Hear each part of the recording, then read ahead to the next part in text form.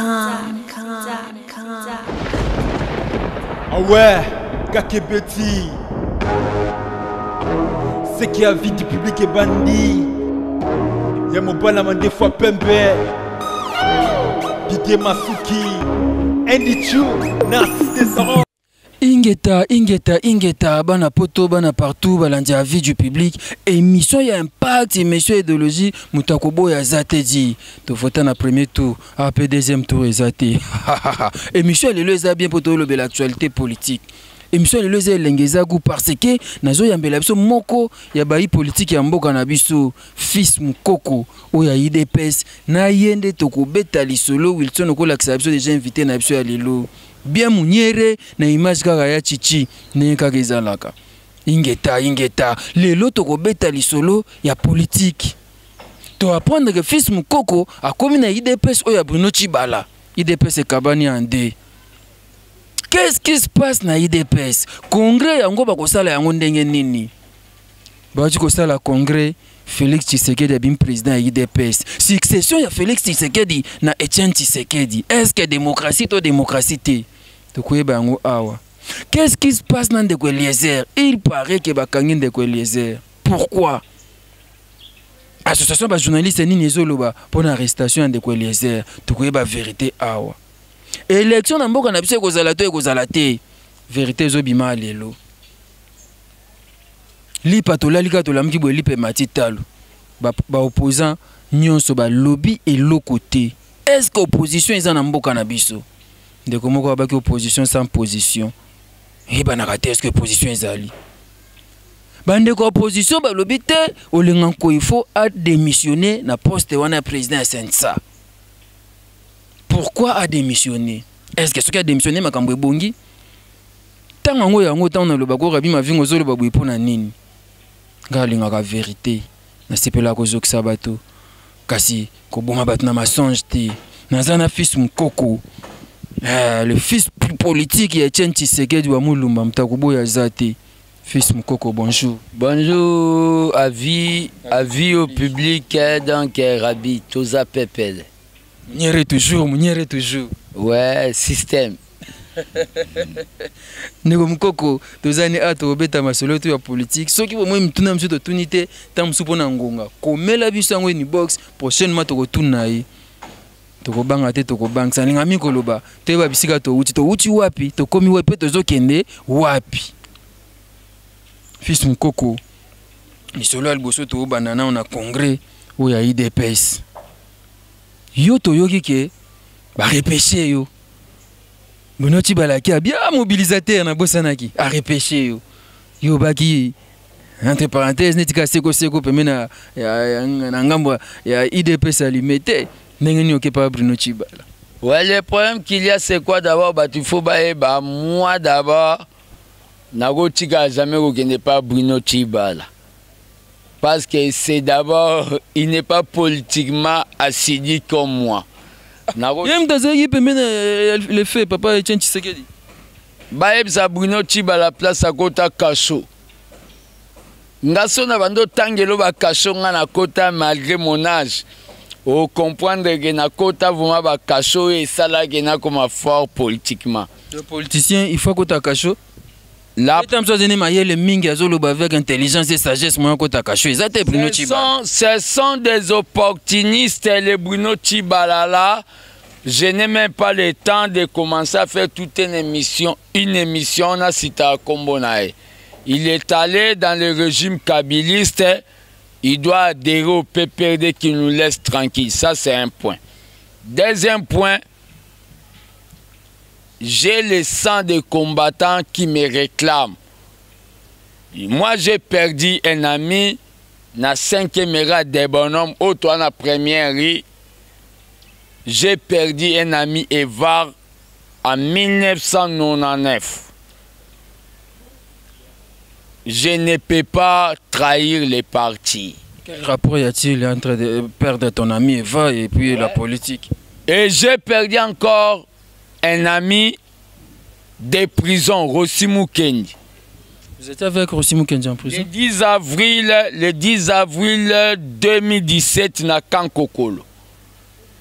Mes condoléances. Donc, c'est-à-dire, Nazana Bato, on a trahir à cause pour la Liboumoude. C'est-à-dire, on est là, nous étions dans le Congrès, nous avons élu Félix Tshisekedi comme président. On va y arriver. On est d'abord en train de parler sur les deux partis. l'IDPS, et l'autre côté avec Bruno, l'autre côté avec Félix. L'IDPS est à moko. Au moins, l'IDPS est à partir. Mutuso ba longo lié. Pas longwa akoma olugara mindondo. Ba midi à 14h nde ba kinwa ba bengaka. To longo la ki basana IDPS asala IDPS no yebi ke koma école. To longo la di konda asala IDPS na yebi ka kufa na salle na Mbujimai. To longo la Belgique yekuta azala moi président asala CDPS alongo la I atia C. To longo la mavungu ya asala Union des démocrates soki pour la renaissance et consort. Les Bruno Tshibala baza bato yo bazo lukaka envoûtement ya peuple congolais. Omoni mutu so lisumo rezo sala bien te. L'air azo continuer ko sala mama mabe lisumu suso yokufa. Oyebi kana ya kende la epoto. Problème est que biso na IDPS to ana moko. Poto pona makambo politique ba relation coopération nord-sud ndenge ezala kaka. Coopération nord-sud c'est pour la consommation ba websa. Mutazo bela miso ezo simbate ya koto e komi mabe et contaminé ya koto. Tozo lobake Bruno Tshibala il n'est même pas charismatique. IDPS ya biso to kota ki réunion Tobimisi Félix candidat président parti candidat président de la République. Bruno Tshibala bazwa courage so ba okota PPRDT basalata parti démocratique Fumbwa to basalata parti démocratique Madesu. Pembwengi. Et la courage politique. Mais l'IDPS na moment je mets dans le même sac Bruno Tshibala Moubake na Sami Badi Banga. Pour bango les retour interdit au pays. Biso mto diriger IDPS na Félix Tshisekedi na Jean-Marc Kabound. Biso. Jean-Marc Kabound déjà zobo ya Félix Tshisekedi zazo me makambo na ndenge na ye akende ya sa makambo ya zai mona Tshisekedi mais d'abord succession ya Félix Tshisekedi wana bato mso bazo contester yango. Omoni leo lo ba Jean-Marc Kabound abo ya Félix Tshisekedi. Vous savez, beaucoup de gens, quand ils vont dans les universités, bakenda otangara makambo mindele bakomela bango. Olieba yeba. L'IDPS n'est pas un parti messianique. L'IDPS c'est un parti où il y a les débats contradictoires entre les membres du parti. Nous rejoindre Papa Nkusu. Nous avons un débat contradictoire dans les partis. Félix Tshisekedi Oloba naebi par rapport à quoi Oloba. Il était allé na ndeko Vital Kamerhe na F Bazaï baba sa la déclaration moboye pour na koboya machine ya voter au biso to bengi machine à tricher. Basala qui alliance qui to na ba élection. Il n'y a pas eu d'alliance. Il n'y aura pas d'alliance entre l'IDPS et Kamerhe qui est au moni monsieur Kamerhe azalo ko nzete atabate na kati ya mai 100 ans à Komangandote. Nous ne voulons pas que nous soyons. Quoi, il n'est pas opposant? Je ne sais pas, c'est un sous-marin. Il ne mérite pas le nom d'opposant. Ça m'engage moi-même. Kamerhe, ce sont des gens des opposants dont le jour, ils sont dans le sol et la nuit, ils sont dans la mer à Kingakati chez M. Kabila. L'IDPS au Tshisekedi c'était Tshisekedi qui tolérait tout le monde. Bisson de Tozabona Félix, on sait que Félix a zané 100% Tshisekedi, mais Toko aidé. Qu'est-ce que Kabound a fait? À mon avis que Félix a kende na cadre mo eko souka na alliance, il a crié très haut. Ndekona zonga na cadre ya makam. Où est le mal? oiseaux qui na cadre qui na alliance sans pourtant avoir autorisation à parti. Il le faisait en tant que qui? Il est allé là-bas, le rédacteur, il y a déclaration, bah, lobby que Félix nous engage. À ce moment, l'IDP c'est un parti de discipline. Bien sûr, mais il est allé engager le parti sans pourtant l'autorisation. Il était allé engager le rassemblement, et le bibi sauté. Tozong isaye na ordre. Singa famille bendana to kabwanite congrès salami. Soezaki mutumsusu mbele toyika ko bengani na parti. Oh, to bengana de bateau bakenda okutana Kabila. Vous savez que Kabila tue les gens chaque jour dans ce pays. Tu as des preuves? Quand on a tué Rossi, Bolingi Batouba ou est-ce que Kabila était même là? Il n'y a jamais eu de mauvais troupes que de mauvais chefs. Revenons à notre solo. Félix Tshisekedi, président, il y a IDPS, après Congrès. Congrès, ça a marqué les 30 et puis les 31, c'est ça, non? Et chance nini ozopesa na Félix Tshisekedi. Chanson na opesa na Félix Tshisekedi avec complicité ya ba combattant tout. D'abord notre monate na ba parti à travers le monde. Moutumo a remplacé président après beaucoup de mois. Oyebi ke tozi ba mois ebele après mort ya Baoba d'Afrique Etienne Tshisekedi. Une année. Félix totikela ke na temps to étudier. Mais ezalaki pété que to melisie le kai. À l'écart na débat contradictoire devant 4 candidats. Guy Bao Azamwana secrétaire général à IDPS, Tozalane na JDPS, David Moukeba président Ligue de jeunes, professeur Timboulou, Obabenga Petit Tshisekedi, Félix Asana bango débat. Personnellement, à la monaga longi bango parce que sa vision est l'unité du parti et l'émergence du parti.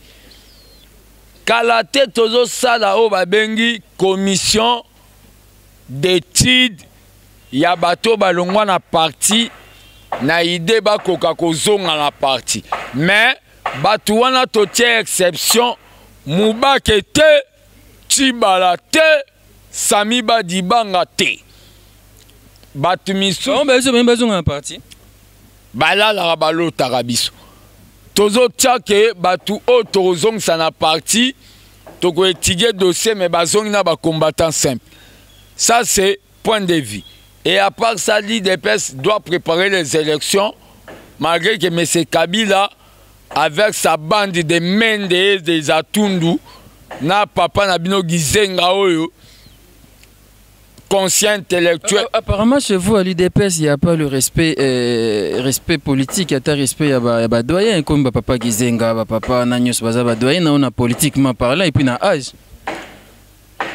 Gizenga za doyen par rapport à quoi? Azana ba Lumumba. Oh, mais t'as la politique à Salana ba Lumumba. Moutazana m'a quand même, moi, respect à l'égard Naba. Il m'a pas donné des leçons, je ne suis pas de son école.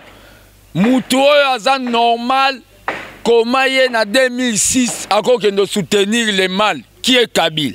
Non, je voulais dire ceci, mon frère, fils Moukoko. Toujours mon politique n'a pas de IDPS et comme il faut na insulte, na mafinga. Apparemment, vous ne faites rien pour que politique et que ne vous avez politicien moko modèle et comme kaka boko finga oyo bofingi oyo oh mboka zo ke ne bande ko majorité bazo kambaka kamboka zo évoluer nango. Les problèmes est toujours finga te j'étais tombé en j'étais togo benga ngo flirter. Toi, tu ne connais pas Gizenga wana. Ah, oyebi Gizenga uta Risha zala nda kute na Kishaso. Avant da na Kinsaku. Ajunda kunde. Place Gizenga avant da na Kinsaku eza e pa mama mo boye kenzamba batela e kombone mama pakasa. Mama naza maladi lelo azozanga ta kisi ya komela. Mais Gizenga zo bu konzina e ya mafia na Kabila. Akenda kotala ta maman paka sanate. Ça c'est un point. On est dans une situation Gizenga avait, il croit que le peuple congolais est dupe.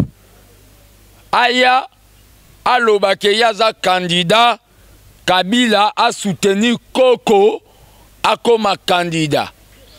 Nani aza Togolais to Rwandais abosanake lobi na mboko yo Gizenga na primature abandai kolala soka lali agangi lobi ndundu mebenga ndundu kengo soka gangi mwana mebenga mwana Kabila Gizenga zo kende na termos a fufu na mikungu na primature. Eko pesa oh. Mais moi je suis un acteur politique, j'ai des renseignements. Gizenga eko vrai renseignement. Oh. Je dis ce qui m'engage. Gizenga eko kende abandi ko sala. Rabi yo zala na mboko kenda Belgique te. Na parlement Gizenga zo lobake. Muzi Mayobo tanga discours. Ba parlementaire ba boya ba bi oh. Yo ya kia wa batangi au discours ndeni. Lelo Gizenga zo loba Kabila pesa. Qu'est-ce qu'ils sont en train de planifier avec ces médiocres de Kabila assoiffés du sang? L'un lobby Kabila est assoiffé du sang au boulet na finga. Te na loba vérité. Il est bon ba propos nous ont engagé PK yo moko. Ils ont engagé ngaba bo manasina kufa na zelaka na Paul. Kabila de Koufo Zelako Pola. Est-ce que le peuple a espéré qu'il diriger Mboka un jour? Aussi longtemps que Koufa nous Zelo Pola. Au diriger des Franck Guidon Azana Kacho, Aza héros vivant. Bisotoza héros vivant. Parmi les jeunes gens qui parlent dans ces pays contre le régime de facto de Messi. Au moins, ils sont bandoli ngolo belama amba Kabila. To bandage mission bien héros Tchanga Kanda. Moi, j'ai ce régime Oyo. Vous faites la politique pour conquérir. L'opposition, c'est pour conquérir les pouvoirs, n'est-ce pas? Au lieu d'être déjà moribond, et puis la majorité va continuer à diriger. L'opposition, éventualité tout. On est devant un voyou, on est devant un corrompu. Il peut tuer à tout moment, comme il a tué aussi dans une église. On est devant un bandit. On est devant quelqu'un. Revenons à notre débat. J'avais demandé quelles sont les chances que vous allez donner à Félix Tshisekedi d'attaquer président de l'UDPS. Est-ce que Félix Tshisekedi va conquérir les pouvoirs en place parce que son père n'avait pas réussi? Est-ce que excusez-moi les termes, les grands Tshisekedi n'a pas réussi. Est-ce que les petits vont réussir? Ça, je pense non. Et selon l'analyse que j'avais suivie certains politiciens, vous ne voyez pas que vous risquez de faire un long chemin sans pourtant arriver à la destination. Au moins, les politiciens lobby que Tshisekedi a réussi ça, il faut que nous ayons la classe na campus na bawa benga Louvanium. Tshisekedi avait une mission, il y a veiller biso ba peuple congolais poto lobabo. Mais en tant que politicien, c'était de conquérir les pouvoirs. Il est tolégué dans l'élection 2 fois. On a triché les élections ici. Yo évité ba tricher l'élection biso to gagnant. Yo au monate na fikine babouaka ba bulletin de vote. Nous avons gagné les élections, mais la dictature est sali que babimis. Et pourquoi M. Kabila, le médiocre, à l'écart, à la conférence de presse en anglais, à l'Obaké, nous reconnaissons qu'il y a eu des incompatibilités dans les élections. Nous avons gagné les élections. Apparemment, comme on a bien vu,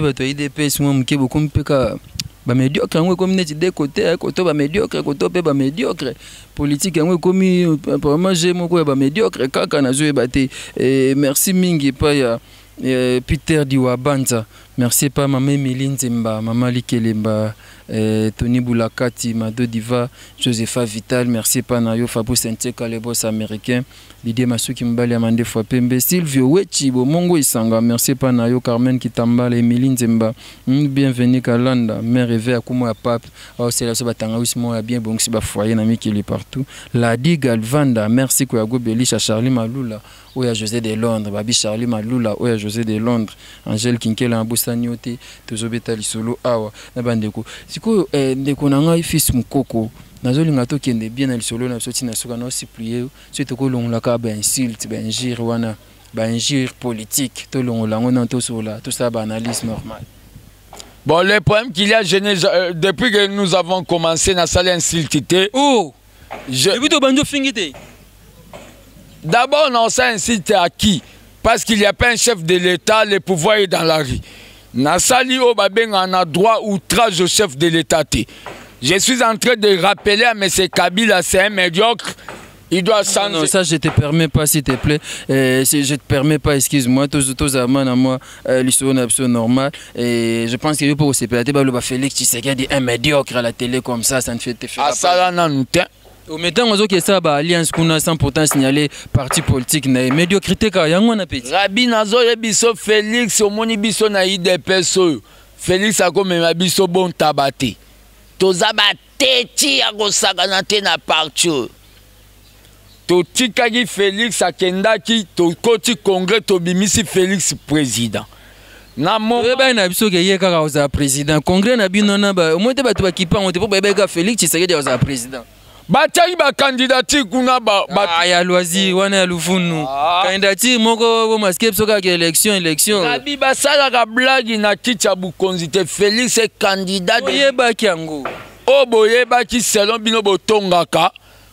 Boule na bino la to tikela batu misuba uta libanda ba ya okoma. Félix aza candidat na biso ya IDPS. Soko mboyi ke sa mokili na yo. C'est bon mon cher. Arrestation de Eliezer, n'importe so yoka. Ouais, na yoki bakangi de Eliezer. La mission to komi wapi les journalistes Eliezer Tambwe de Eliezer et Ozare. Ezo la kisaka comment pouvoir na bino eza ya ben tolérant pe ya ba médiocre. Na ndenge nini? Azalaka wazo pupola zo critiquer majorité bakangaka ete. Bongo bango bakanga batu. Bakoma komona batu lokwa basoso na bango to bachaku na bango bachaka baona gage. Mais et vous ne reprochez rien aux journalistes? Allo ben. Mais tout ce temps bakanga ete poani. Oh, bakangi e po bango musana bako kanga. Omoni nde to tango nyoso bakanga ete pona nini? Ndeko mukoko. Yo ebige nde to sano émission boye nako kitaka boye bakangi ngapi. C'est que commettre infraction. Batouana boulot na bangweza étouffer le peuple congolais balobate. Mais tous assure à obimane kak pour aïbiter. Revenons sur l'histoire de ton ami Rossi. Obi muninga no bozali na prison à quand? Ouais. Date ni so lobi? Le 10 avril ngana kota kashona Rossi Mukeni. Oya kufaki. Oya kufaki to vandane na kankokolo. Na comprenaki mukotokota ki yeskoyo omonika yaza assistant na so na ipene yo elo côté nga sigo na salam ba droit na nga na camp amenaza assistante le tokoti azaki mama yele mingi ya comme na niveau assistant mais yo comme assistante te abima assistant pour nga na kimaka bangambo politique na kindaka Brazzaville mais politiquement le tokoti j'avais senti azalaki na moi ba défaut mo na politique. Oh. O nazolo beza témoignage vrai. Le tokoti abude ngana. Yesko azozo qui assistant na mais ngana sala ba 20 ans de IDPS tara formation. Na tunye yoza combattant wapi akatelinga lingala ke yoza na dossier na. Quand on a gâté le lingala, nous comprenons que nous avons eu des personnes pour nous danger. Et il y a ça to vandina aussi. Na yo comprendre le moro que tellement zala sportif abandon même sport na politique. Après ba yo même biso to koti ayo se présenter l'air ayo ki ngana secrétaire national chargé à mobilisation. To solo lina et moi muke na PCP ba conseil ya tactique à politique mais nga famille nange ya kinante ye famille na ye koya famille na ye alaki trop silke ye arobima vanga pa nga na bimi kobima na bimi alandanga na section ngaba na cadre nde na kenda osaba sensibilisation. Mais c'était quelqu'un qui m'aimait beaucoup, on l'a tué gratuitement. Je sais que moi, fils Moukoko, un jour, ce pouvoir peut me tuer. Nazana mai na misu, ya komona un compagnon d'élite à Koufa. Mais je suis en train de profiter de cette émission pour dire à tous les kabilistes, bato bango bazo boma, baza bantabate. Excusez-moi. Natangi sama ya misu nangate. Quand vous tuez les gens, baza bantabate. Tota toko venger bango. Kabila n'a même pas fait des études comme Rossi. Lelo Mwasine a commis veuve. On verra ce qui va arriver. La justice et que ça la même sobolongwe. On tue les gens chaque jour. On tue les gens chaque jour. On viole les femmes chaque jour. Comprenez mon émotion. Ouais, on comprend l'émotion, ça fait très mal et c'est l'ami Wilson Zalana, c'est l'ami donc l'ami des compagnons de l'île de Rossi qui nous a quittés. C'est vrai, ça fait très mal, il a des larmes aux yeux, ça fait mal au cœur, nous pleurons, nous passons à ces jeunes politiciens qui est parti. Il était assistant, enseignant donc à l'université. Il est parti jusque-là, il n'y a pas eu des obsèques de Rossi. Les pouvoirs en place n'acceptera pas qu'il y ait des obsèques. Ils ne vont pas accepter qu'il y ait des obsèques parce que Rossi sera intronisé héros de la jeunesse. C'est un pouvoir des voyous. Mais en voyant cela, pourquoi ne pas changer d'autres affaires au lieu de continuer avec la politique? Apparemment, c'est comme si ça ne tient pas de votre côté. La politique, c'est l'art de gérer la cité. Oui, que vous n'arrivez pas à conquérir, vous n'arrivez pas, vous risquez de mourir tous comme ça et puis partir et la politique va rester, la cité, la gérance va continuer. Non, on est là. Un jour, Rossi est mort, mais moi je suis là. Tu mourras aussi.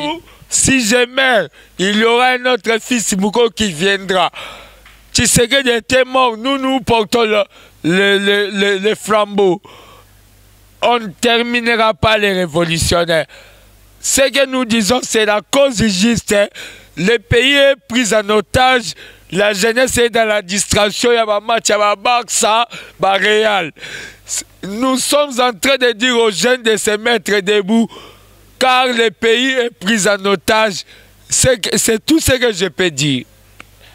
C'est vrai, je sens que tu as vraiment mal et je ne sais pas, la douleur est juste parce que ton frère aussi est parti ou bien tu pleures parce que le peuple congolais souffre?